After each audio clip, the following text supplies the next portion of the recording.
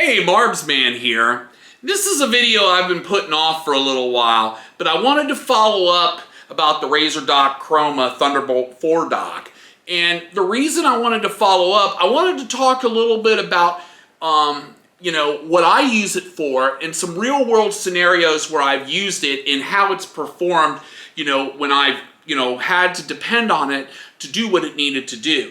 Now, this is a Thunderbolt 4 device, 40 gigs from the Thunderbolt port to the dock itself. And as we've talked about before, it has 3 USB 3 ports, it has an Ethernet port, 3 USB-C ports that are 10 gig each, the Thunderbolt uplink port, the headphone jack, and then the SD card reader. Now, I want to talk a little bit about the NIC first of all.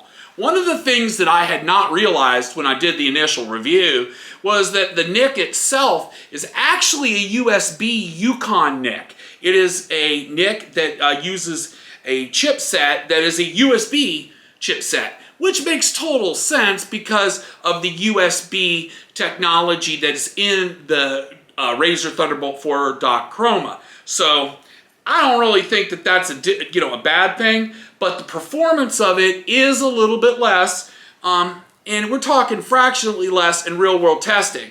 However, I have been able to successfully stream from that port with all my other devices connected. So let's talk about connected devices for a minute. As many of you know, I use the Elgato 4K 60S Plus for my captures.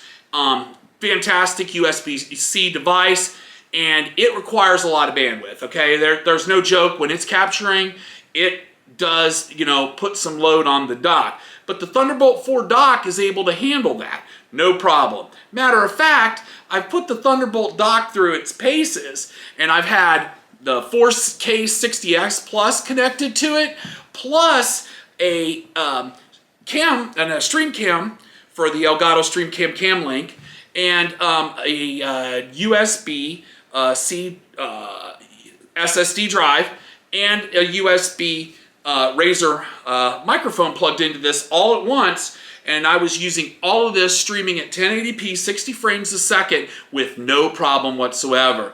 The Thunderbolt dock didn't even bother it. Looked at the performance of the Thunderbolt dock, didn't seem to indicate that it was stressing whatsoever.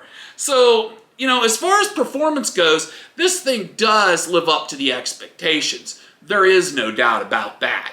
Now, one other question that I've been asked was about compatibility. What I can tell you is that I have plugged it into another non-Razer laptop, and it worked just fine. So I would say that, yeah, it looks like as far as it cares, as long as it's a Thunderbolt 4 or Thunderbolt 3 port with a USB-C type connector on it, it's fine. It doesn't really matter, which gives you the ability to use it with other types and brands of computers. Now, let's talk about one more little thing. A lot of people keep asking me about the price. Price it's not cheap. It definitely is not a cheap thing. And, I guess it all depends on need. My need is great enough that it made it a fantastic investment for me. And it has really, really paid for itself over and over again by allowing me to expand, for example, into a multi-camera setup because I had extra USB ports to plug in additional cameras.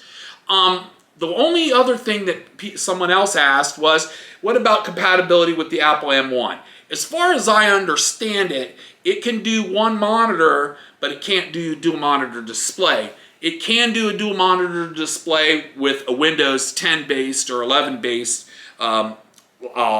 computer. So it isn't an issue for that. At any rate, I think it's a great piece of gear. My impression of it hasn't changed. I still wish the logo on top lit up, but beyond that, I think it's definitely a great buy if you have the need for it. This is Marlbs here once again. Thank you for watching, and we'll see you next time. Bye now.